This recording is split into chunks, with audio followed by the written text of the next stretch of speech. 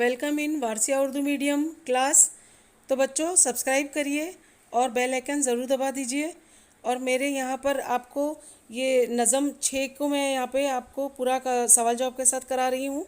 इससे पहले मेरे उर्दू, तारीख़, जोग्राफिया और सियासियात के सभी सवाल जवाब मेरे चैनल पे अपलोड हैं, तो आप उससे ज़रूर फ़ायदा उठा सकते हैं, कामयाबी हासिल कर सकते हैं। और मेरे बताए हुए सवालों जवाबों से आप इसी से हासिल करें ताकि आपको ना दरसी किताब खरीदना पड़े ना ही डाइजेस्ट, और आप आसानी से कामयाबी हासिल कर सकते हैं। अस्सलाम वालेकुम। सहने चमन की सैर। तो बच्चों यहाँ पर आज हम नज़म 6 को मुकम्मल करेंगे जिसे आदिल नागपुरी ने लिखा है। तो पहली बात में मसनवी उर्दू शायरी की एक अहम सिन्फ है जिसमें मुसलसल अशार के ज़रिए किसी वाक़िए या मंजर वगैरह की तस्वीर कशी की जाती है। मसनवी के अशार हम काफिया होते हैं। काफिया यानी एक जैसी आवाज़ वाले अल्फाज। हर शेर में मुख्तलिफ काफियों की वजह से इस नज़म में तवील किस्से को बआसानी बयान किया जा सकता है।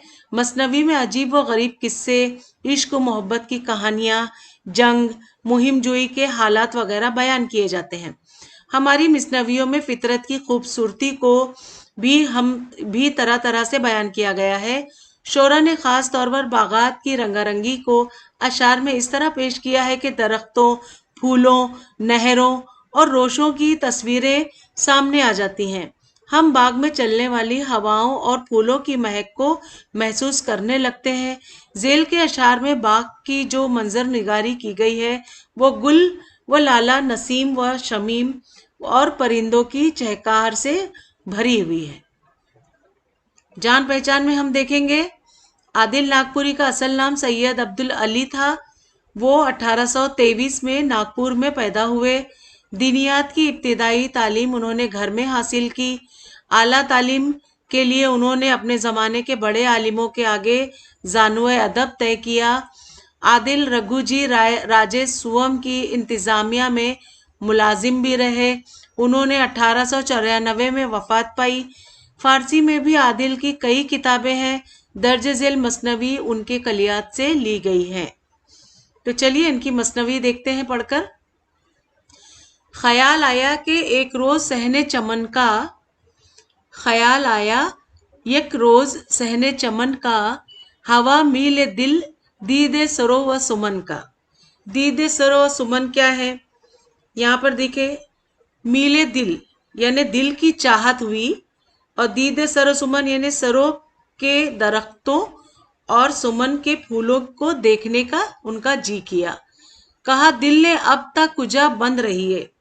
कब तक यानी ताकुजा यानी कब तक बंद रहेंगे आप। कहाँ तक भला घर में पाबंद रहेंगे। कहाँ तक भला घर में पाबंद रहेंगे यानी कब तक। अब गिरेबाने खातिर न सद पारा कीजिए, बहारे गुल व लाला नजारा कीजिए। गिरेबाने खातिर यानी मुराद तबीयत से जो है न सद पारा कीजिए। सद पारा करना यानी 100 टुकड़े जिसके हो जाए। और यहाँ नसीम सहर अतर बेजे चमन है। नसीम सहर अतर बेजे चमन है। अतर बेजे चमन होना यानी बाग में अतर जैसी खुशबू फैलाने वाला। और यहाँ पे हुआ मस्त मीनाए बोए समन है। हुआ मस्त मीनाए बोए समन है। मस्त मीनाए बोए समन यानी चमेली के फूलों की खुशबू से मस्त होना। और यहाँ पे तरावत, तरावत यानी ताजगी। तरावत दे दिल है फसले बहारा। तरावत दे यानी ठंडक देना, ताजगी बख्शना। तो और यहाँ पे फसले बहारा हुआ लुत्फ बख्शंदा जान यारा। बख्शंदा जाने यारा। अब यहाँ पे बख्शंदा जाने यारा है दोस्तों की जान को लुत्फ देने वाला। गुल व गुंचा है सूरत जाम व मीना। गुल व गुंचा है सूरत जाम व मीना। और ख़याबा में मस्ताना फिरती सबा में, नहीं, गुले गुंचा है सूरत जाम व मीना, रोश अश्क के सबा सब्जा है जू नक्शे व मीना। रोश अक्से सफ़ीर। अब यहाँ पर है कि सफ़ीर अनादिल। सफ़ीर कौन है? जिसकी आवाज़ अच्छी हो, आवाज़। और अनादिल का मतलब होता है कि अंदलीब की जमा है जैसे बुलबुले, मलालत रुबा है, सफीर अनादिल। यहाँ पे सफीर अनादिल के यानी बुलबुलों की आवाजें जो हैं वो मलालत रुबा है। खयाबा में यानी क्यारियों में, ये खयाबा जो है वो क्यारियां हैं जिसमें फूल पौधे उगाए जाते हैं, वो क्यारियां। हाँ, यहाँ पर खयाबा है जो क्यारी। आशफ्ता खयाबा में मस्ताना फिरती सबा है। हुई खत्म तकरीर जब दिल की यकसर, जब दिल ने जो है अपनी तकरीर की वो खत्म हुई, तो खुर्द ने कहा मुझसे आशफ्ता होकर, आशफ्ता होने यानी परेशान होकर, फिर उसने कहा कि ए बेखबर, अबला व सख्त नादा यानी बेवकूफ, अबला यानी बेवकूफ, कभी दिल की तकरीर से होना शादा, दिल की तकरीर से होना शादा यानी अहले बर्ग। यहाँ पर देखें, हकीकत सैरे चमन दिलरुबा है, हकीकत है सैरे चमन दिलरुबा है, और विलय उसको जो अहले बर्ग व नवा है। अहले बर्ग व नवा होना यानी माल व मता वाले यानी अमीर लोग। ये गुल यानी जो सैर करने का जो हक है वो सिर्फ अमीरों को है। ये गुल गश्त जेबा नहीं हर गधा को, ये गुल गश्त जेबा, गुल गश्त यानी ये जो होता है बाग की सैर वगैरह करने को, जेबा यानी अच्छा नहीं है। किसके लिए अच्छा नहीं है? जो मुफलिस हैं, जो मतलब गरीब हैं। ना हर मुफलिसे बंदे दाम में अना को, किसे? मुफलिस बंदे दाम में अना यानी दुख दर्द के जाम में फंसा गरीब जो है वो मुफलिस बंदे दाम में अना कौन है? दुख दर्द के जाल में फंसा हुआ गरीब को ये हक नहीं है कि वो बागों की सैर करे। अगर यूं ही मंजूर है सैरे गुलशन, अगर इसी तरह सबको मंजूर हो जाए तो है मतलूब समा सफीर नवाजन, सफीर नवाजन यानी चहचहाट की आवाजों को सुनना। जरा चल के अब देख दरबार उसका, मतलब अगर देखना ही है तो कहाँ चलना है? जरा चल के अब देख दरबार उसका कि कैसा है महफिल का गुलजार उसका। अब ये किसकी गुलजार की बात हो रही? जिसे देखकर पीरे फलक बा कदे खम, बा कदे खम जो है वो झुका हुआ कद, अदब से खड़ा बहरे मुजरा दमादम। अब ये कौन है? बहरे मुजरा यानी सलामी के लिए जो, बहरे मुजरा यानी सलामी देने के लिए जो खड़ा है। दमादम का मतलब होता है मुसलसल, कंटिन्यू। तो यहाँ पे जाके वो किसके दरबार को देखने को कह रहा है? तो चलिए इसका खुलासा में हम पूरा मालूमात देखते हैं। एक दिन शायर को सहने चमन का ख्याल आया। शायर को उसके दिल में सरो व सुमन के दरख्तों और फूलों को देखने का आरजू पैदा हुई। सरो सुमन जो है वो सरों के दरख्त और चमेली के फूलों को देखने का उसका मन किया और फूलों को देखने की आरजू पैदा हुई। दिल ने उससे कहा कि आप कब तक यूं ही घर में बंद रहेंगे? अपनी तबीयत पर मलाल तारी मत कीजिए, यानी दुख मत मनाइए, और गुल व लाला की बहारों का नजारा कीजिए, जहां सुबह की ठंडी हवा चमन को खुशबू से मुअत्तर कर रही है और खुद सुमन के फूलों की खुशबू से मस्त हो रही है। यानी वो नसीम जो बसीरत के बाग में चलती है और खुशबूदार सांसों वाली है, जो हस्ती के बाग के फूल की खुशबू है।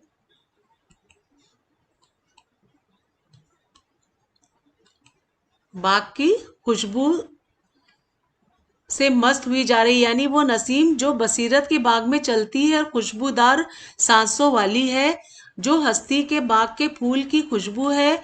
बाहर का मौसम दिलों की ताजगी अता कर रहा है और हवा दोस्तों की जान को लुत्फ बख्श रही है।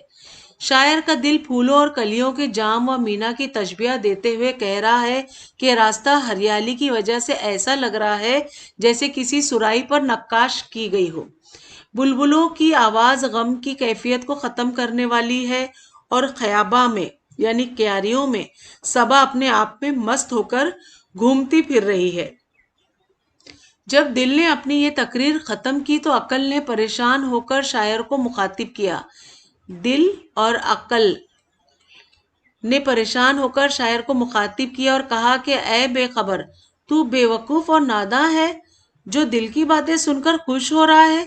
ये सच है कि बाग की सैर दिल को लुभाने वाली है, लेकिन सिर्फ उसी के लिए जो मालदार और अमीर है। ये किसी गरीब और फकीर और दुख दर्द के जाल में फंसे और मुफलिस को जेब नहीं देती है। अगर तुझे गुलशन की सैर करनी है और परिंदों की चहचहाट को सुनना है तो फिर चल। उसका कहाँ पे चलने को कह रहा है कि नागपुर के राजा रघु राव जी भोसले के दरबार और उसकी महफिल के गुलजार को देख। गुलजार यानी उसके बाग को देख, जिसको देखकर इतना कदीम आसमान, इतना बड़ा आसमान झुक कर खड़ा है और अदब से उसे मुसलसल सलाम कर रहा है। मुसलसल सलाम कर रहा है। तो यहाँ पर बच्चों हमारी नज़म जो है मसनवी पूरी हुई। तो चलिए हम मानी व इशारात देख लेते हैं। पहला मानी है मेल दिल, दिल की चाहत, दीदे सरो सुमन, सरो के दरख्त और चमेली के फूलों को देखना, ताकुजा, कब तक, गिरेबान खातिर, मुरादे, तबीयत, सतपारा, 100 टुकड़े, अतर बेज चमन, बाग में अतर जैसी खुशबू फैलाने वाला, मस्त मीनाए, यास्मीन यानी चमेली के फूलों की खुशबू से मस्त, बुए सुमन यानी खुशबू से मस्त, लुत्फ बख्शंदा दोनों की जान को लुत्फ देने वाला, जाने यारा, सफीर अनादिल बुलबुलों की आवाज, मलामत रुबा मलाल को खत्म करने वाला। आगे भी है खयाबा, क्यारी, आशफ्ता, परेशान, अबला, बेवकूफ, अहले बर्ग व नवा, माल व मता वाले अमीर, गुले गश्त, बाग की सैर, जेबा, अच्छी लगने वाली, यानी आप में कोई अगर जेबा नाम की लड़की है तो उसका ये माने होता है उसके नाम का कि अच्छी लगने वाली। मुफली से बंदे दामे अना, दुख दर्द के जाल में फंसा गरीब, मतलूब, मकसूद, समय सफीर नवाजन, चहचहाट की आवाज़ों को सुनना, कदे खम, झुका हुआ कद, बहरे मुजरा, सलामी के लिए, दमादम यानी मुसलसल। तो यहाँ पर हो गए बच्चों हमारे मानी व इशारात। अब मशकी सरगर्मियां देखते हैं। तो पहला है यहाँ पर मशकी सरगर्मियां में पहला सवाल है यहाँ पर हमारा कि नज़म का बगौर मुताला कीजिए और दी हुई सरगर्मियों को हिदायत के मुताबिक मुकम्मल कीजिए। तो यहाँ पर पहला देखेंगे हम इसको, यहाँ पर देखें आप, पहला सवाल है कि शायर के तारुफ के लिए जेल के वेब खाके को मुकम्मल कीजिए। तो हम पहले अपनी पेन ले लेते हैं ताकि हम इस पे निशान लगा सकें। ये अब यहाँ पर आप देखेंगे कि शायर का नाम क्या है, सैयद अब्दुल अली। फिर यहाँ पर है पैदाइश, पैदाइश क्या है, 1823 में नागपुर में पैदाइश हुई। यहाँ पर देखिए उनका तखल्लुस है, तखल्लुस क्या है, आदिल है उनका। और फिर उनका नाम हमने अभी आपको बता ही दिया। और मुलाजिमत क्या थी, रघुजी राजे सुवम के इंतजामिया में वो मुलाजिम थे। तो यहाँ पर हमारे दरसी किताब के ये सवालों का ये जवाब हमने पहला कंप्लीट कर लिया। अब ये दूसरा सवाल, शायर के लिए दिल का मशवरा तहरीर कीजिए। शायर के लिए दिल ने शायर को मशवरा दिया कि आप घर में बंद मत रहिए, अपनी तबीयत पर मलाल तारी मत कीजिए और सहन चमन की सैर कीजिए। यहाँ गुल व लाला की बहार का नज़ारा कीजिए, जहाँ सुबह की ठंडी हवा चमन को खुशबू से मुअत्तर कर रही है। देखिए सवाल 3, दिल के मशवरे की वजह मुख्तसर लिखिए। दिल के मशवरे की वजह मुख्तसर बयान कीजिए। खुद शायर के दिल में यह ख्वाहिश पैदा हुई थी कि वो चमन की सैर को जाए और सरों दरख्तों को, चमेली के फूलों को देखकर लुत्फ अंदोज हो। तब दिल ने मशवरा दिया और ऐसा ज़रूर करे क्योंकि वो नहीं चाहता था कि शायर ज़िंदगी के लुत्फ से महरूम रहे। तो यहाँ पर ये तीसरा सवाल पूरा हो गया। अब चौथा देखते हैं, चमन में गुल व गुंचा और क्यारियों की कैफियत बयान कीजिए। तो चमन में गुल व गुंचा की क्यारियों की कैफियत बयान। चमन में गुल व गुंचा जाम व मीना की तरह नजर आ रहे हैं और क्यारियों में सबा मस्ताना वार फिरती महसूस हो रही है। अब हम पांचवा सवाल देखेंगे। पांचवा सवाल है, चमन में बुलबुल और सबा की हालत बयान कीजिए। चमन में बुलबुल और सबा की हालत। चमन में हर तरफ बुलबुलों की चहचहे सुनाई दे रही है। सबा क्यारियों में मस्ताना दार फिर रही है। चलिए सवाल छठा देखते हैं। शायर को अक्ल की दी हुई नसीहत कलम बंद कीजिए। शायर ने जो अक्ल को नसीहत की है हमें उसे बताना है कि अक्ल ने शायर से कहा कि दिल की बातें सुनकर खुश होना नादानी है। ये सच है कि बाग की सैर से दिल बहल जाता है, मगर ये सैर सपाटा उन लोगों को जेब देता है जो अमीर कबीर होते हैं। वो गुर्बत और अफलास के मारों में उन्हें ये जेबा नहीं देता। अगर तुझे गुलशन की सैर करनी ही है तो नागपुर के राजा के दरबार और उसकी महफिल के गुलजार को देख, जिसकी ताजीम में पीर फलक भी सरंगो होता है। अब यहाँ पर सवाल 7वां पहले हम देखेंगे। 7वां सवाल है, अक्ल के मुताबिक सैर चमन जिनके लिए ममनू है उनके नाम लिखिए। तो 7वां देखते हैं सवाल। अक्ल के मुताबिक सैर चमन जिनके लिए ममनू है उनके नाम। अक्ल के मुताबिक सैर चमन गरीबों, फकीरों और मसाइब व आलाम में गिरफ्तार अफराद के लिए ममनू है, मना है यानी। अब 8वां देखें सवाल। 8वां सवाल है, नज़म से सनत तशबिया का शेर तलाश करके लिखिए। सनत तशबिया हमें तलाश करना है यहाँ पर। तो यहाँ पे देखिए दर्जे, यहाँ पे देखिए नज़म से सनत तशबिया को तलाश करके लिखिए। तो जवाब, दर्जे ज़ेल शेर में सनत तशबिया इस्तेमाल हुई है। गुल व गुंचा है सूरत जाम व मीना, रोश अश्क सब्जा है जू नक्श मीना। तशबिया। अब यहाँ पे हम सवाल 9 पर चलेंगे। ये सवाल 9, नज़म में हवा, फूल और बाग के लिए इस्तेमाल किए गए दूसरे अल्फाज। तो सवाल 9 को हम देखेंगे। अब यहाँ पर देखिए फूल, हवा, फूल और खयाबा बाग के लिए इस्तेमाल किए गए दूसरे अल्फाज है। हवा को क्या कहते हैं? नसीम।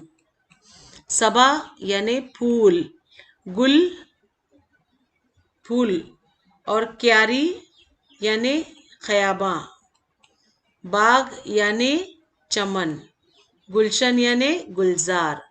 ठीक है, ये जोड़ियां हमने मिला दी। अब सवाल 9 यहाँ पे देखें। सवाल 9, झेल के हम मानी अल्फाज नज़म से तलाश करके लिखिए। हम मानी अल्फाज हमें देखना है। तो यहाँ पर देखिए हम मानी अल्फाज, खुशबू परिंदों की चहचहाट, ताजगी बुलबुल की जमा। अब यहाँ पे जवाब देखिए, खुशबू यानी बू, अतर, ये है खुशबू, बू, परिंदों की चहचहाट, सफीर नवाजन, ताजगी, तरावत, ताजगी, तरावत, और यहाँ पे बुलबुल की जमा अनादिल। ठीक है, यहाँ पे हम मानी अल्फाज हो गए। अब हम देखेंगे सवाल 11वां, बाग की जो मंजर निगारी की गई है वो गुल व लाला, नसीम व शमीम और परिंदों की चहकार से भरी है। इस बयान को नज़म के हवाले से साबित कीजिए। तो चलिए सवाल 11 देखते हैं। नज़म सहन चमन की सैर में पूरे चमन की सैर का जिक्र है। गालिबन सहन चमन की तरकीब ज़रूरत शायरी के तहत इस्तेमाल की गई है। एक शायर घर में बैठे बैठे घबरा गया तो उसे चमन की सैर करने, सरव समन के देखने और गुल व लाला की बहारों से लुत्फ अंदोज होने की ख्वाहिश हुई। शायर चमन में आया तो सुबह की ठंडी फरहत बख्श हवाओं ने उसका इस्तकबाल किया। सुबह की हवा अतर जैसी खुशबू फैला रही थी। हवा में चमेली की खुशबू बसी हुई थी। हवा दिल को सरूर और रूह को लुत्फ दे रही थी। बुलबुलों की आवाज़ दिलों के मलाल को ज़ायल कर रही थी। हर फूल और कली जाम व मीना की सूरत में खुशनुमा थी। हर रोश सब्ज़ों और पेड़ों के अक्स नेज खूबसूरत मीनाकारी से आरास्ता नजर आ रही थी। दर हकीकत चमन का मंजर और उसकी सैर दिल को लुभाने वाली थी। जो इससे लुत्फ अंदोज हुआ वो मालामाल हो गया। अब सवाल देखें हम 12 पे। नज़म से ज़ेर इजाफत वाली तरकीबें तलाश करके लिखिए। ज़ेर इजाफत वाली तरकीबें हमें ढूंढना है।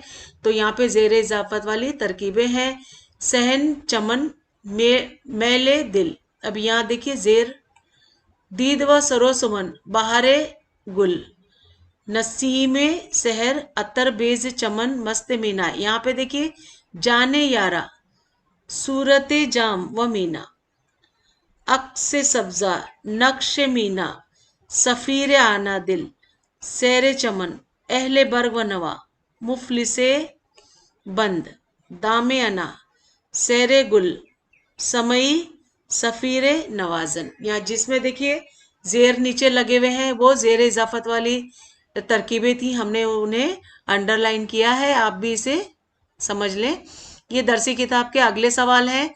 नज़म की मदद से हवा के मुतालिक वेब खाका मुकम्मल कीजिए। तो सुबह की हवा, अब यहाँ पे क्या क्या है? मस्त मीनाए बुए समन, लुत्फ बख्शंदा जान यारा, अतर बीज चमन, मस्ताना फिरती। यहाँ पे ये पूरा हुआ। अब दरसी किताब का अगला सवाल है, गुल, इस लफ्ज पर जेर जबर और पेश लगाकर लफ्ज लिखकर मानी लिखिए। तो गुल पे क्या करेंगे हम? गुल पे देखिए पेश लग गया और फिर क्या कर रहा है वो? जेर लगाने को कह रहा है, जबर और पेश हमें इसे लगाना है। तो यहाँ पर देखिए गुल पे पेश आएगा, फूल पे पेश आएगा,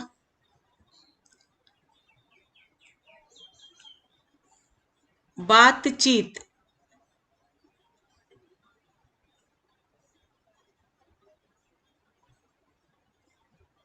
मानी लिखना है। अब यहाँ पे गुल क्या हो गया है? फूल हो गया। गला, गाल, गाली का मखफिफ है। गुल, कल यानी मिट्टी, गल, बातचीत।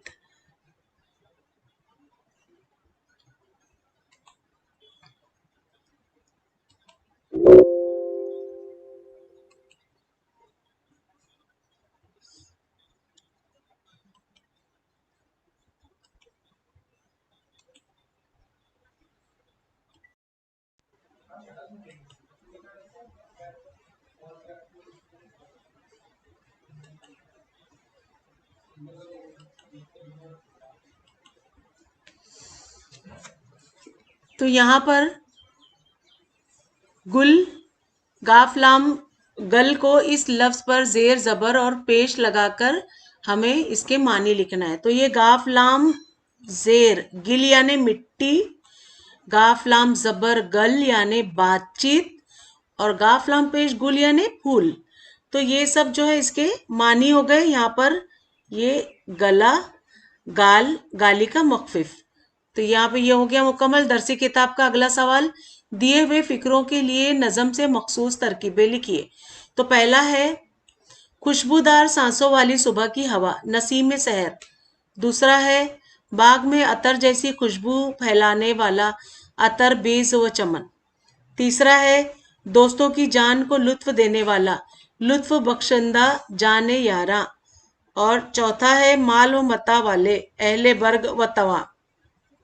पांचवा है दुख दर्द के हाल में फंसा गरीब, मुफलिस बंदे दामे अना। तो ये भी पूरा हो गया हमारा। अब एक्स्ट्रा सवाल जवाब हमारे शुरू हो रहे हैं।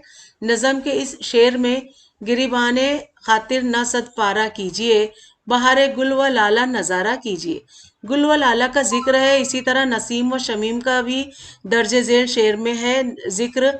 तो नसीम सहर अतर व बेज चमन है, हवा मस्त मीनाए बुए समन है। परिंदों की चहकहार जिक्र दर्जे झेल शेर में किया गया है। सफ़ीर अनादल मलालत रुबा है, खयाबा में मस्ताना फिरती सबा है। इस अशार के हवाले से इस बात की तौसीक होती है कि बाग के मंजर निगारी गुल व लाला, नसीम व शमीम और परिंदों की चहकार से भरी हुई है।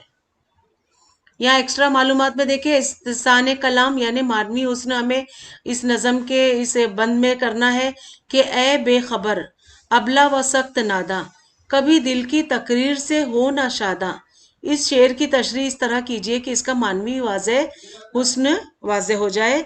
ये बोर्ड का मिसाली सरगर्मी नामा है। देखिए, तो इसका जवाब है, दिल अपनी तकरीर ख़त्म कर चुका तो अकल ने परेशान होकर शायर से कहा कि ए बेखबर, तू सख्त नादा है, दिल की बात ही सुनकर खुश ना हो। आगे के अशार में अकल शेर व चमन के हकीकत बयान करती है। अकल का कहना दुरुस्त है कि वही लोग सैर चमन से लुत्फ अंदोज हो सकते हैं जो खुश हैं और खुशहाल हैं। इसीलिए इंसान को दिल की बातों में नहीं आना चाहिए और खुश फहमी में मुब्तला होना नहीं चाहिए। अब एक्स्ट्रा मालूमात में स्लोबी हुस्न हमें देखना है।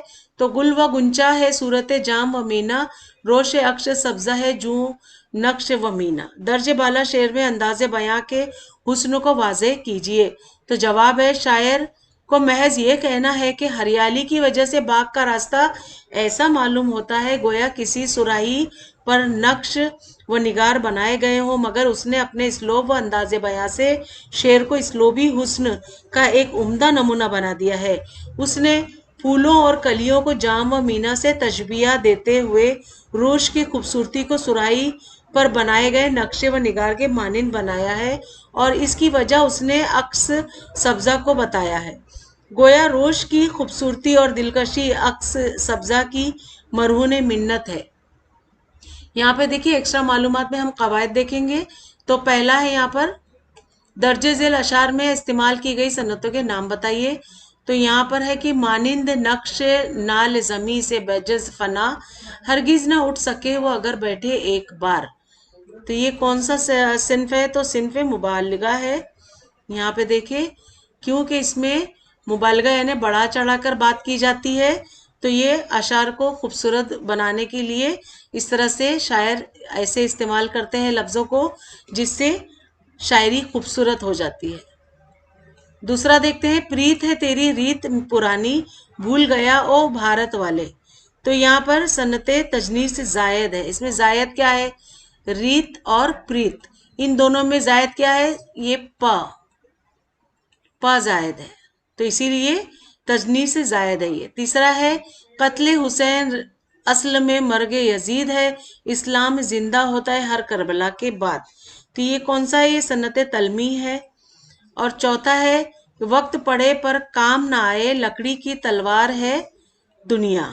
तो ये चौथा देखेंगे कि हम सन्नत इस्तारा है यहाँ पर। पांचवा है, ये आरजू थी तुझे गुल के रूबरू करते, हम और बुलबुल बेताब गुफ्तगू करते। सनत तजनीस से जायद है ये। इसमें कोई आरजू और रूबरू, गुफ्तगू, इसमें देखेंगे आप कोई चीज आरजू और रूबरू,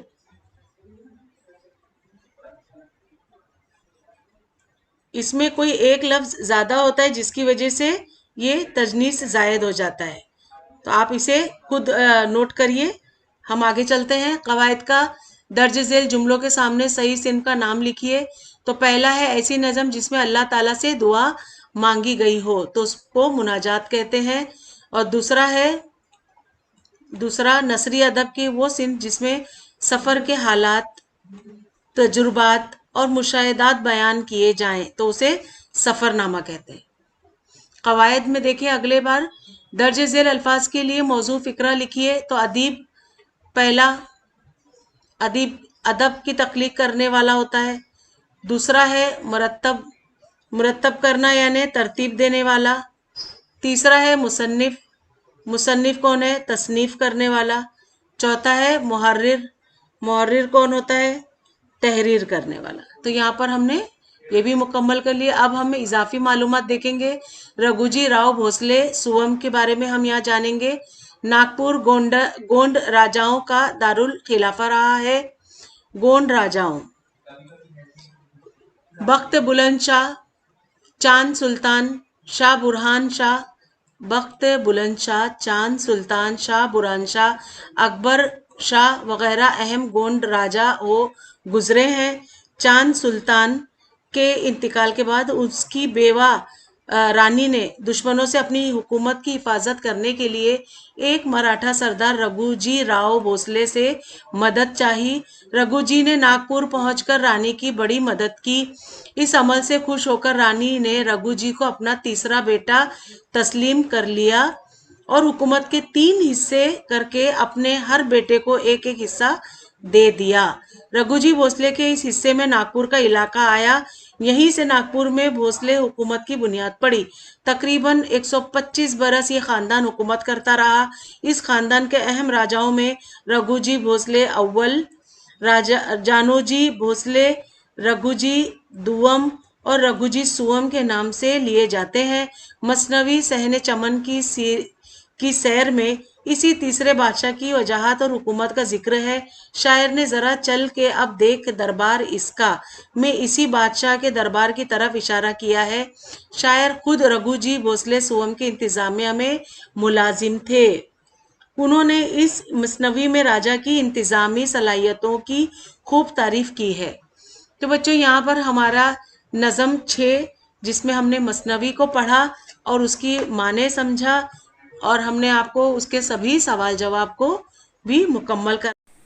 लेसन अच्छा लगा हो तो सब्सक्राइब करिए, लाइक करिए और अपने उर्दू मीडियम के दोस्तों में ज़रूर शेयर करिए ताकि उन्हें भी ऑनलाइन काम करने में आसानी हो और मेरे बताए हुए सभी सवालों और जवाबों से वो उन्हें अच्छे से कामयाबी हासिल हो। और कोई डाउट्स हो तो आप मुझे मेरे चैनल पे पूछ सकते हैं, मैं ज़रूर उसका जवाब दूंगी। तो बच्चों मिलते हैं अगली नज़म में नए लेसन के साथ, तब तक के लिए बाय बाय, टेक केयर।